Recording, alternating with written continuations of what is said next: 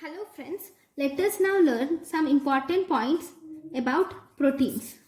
What are proteins? Proteins are called as polypeptides or polymer of amino acids.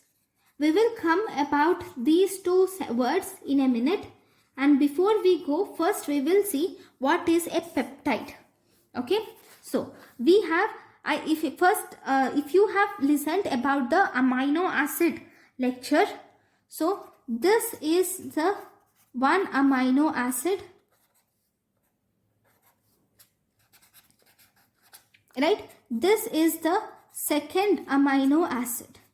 If we combine both these amino acids, okay, this is amino acid 1 and amino acid 2.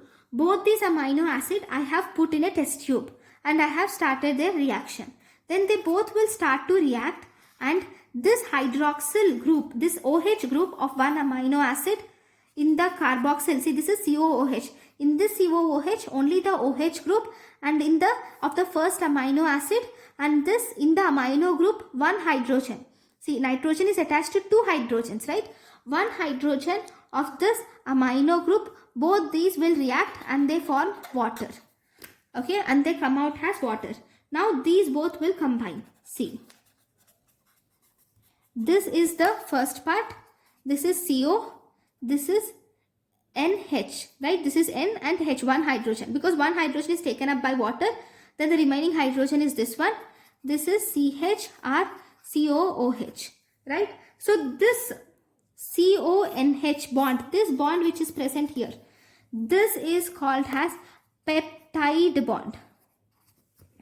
Okay, this is called as peptide bond.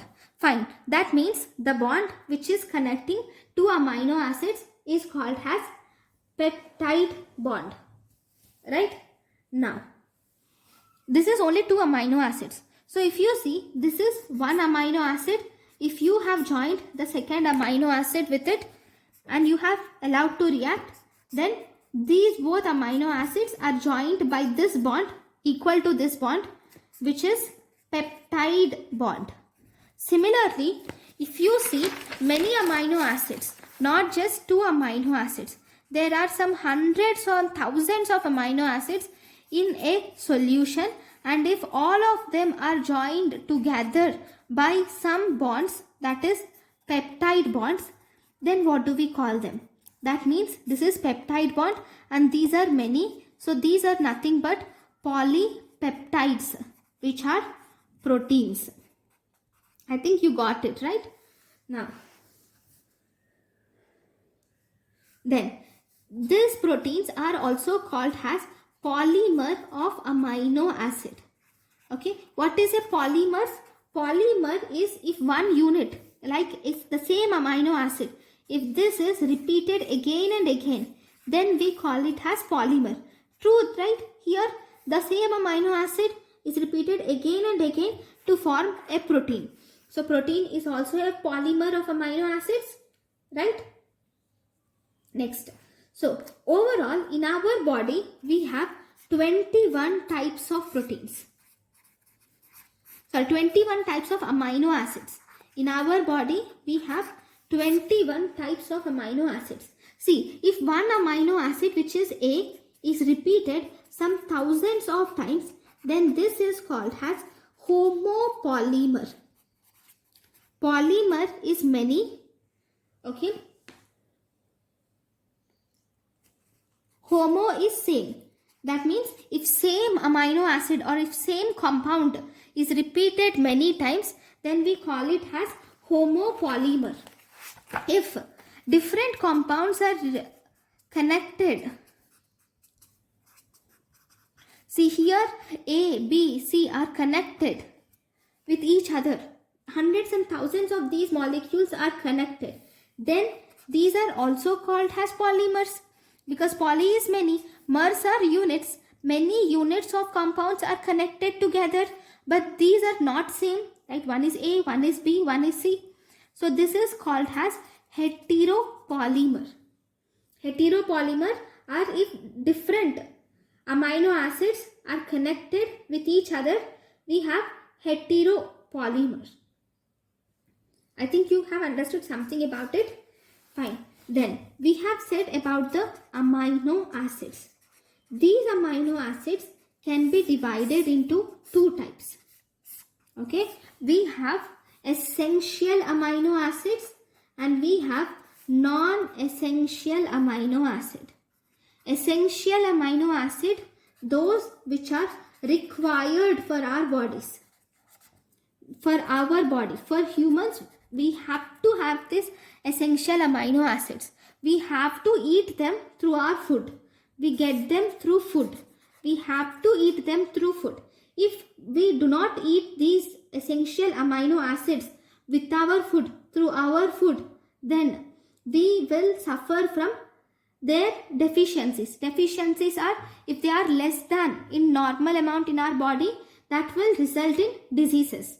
Right? So these essential amino acids are required in our body, whereas non-essential are not required for humans. Because why are they not required? Because our body can synthesize these non-essential amino acid. Our body by itself can synthesize this non-essential amino acids.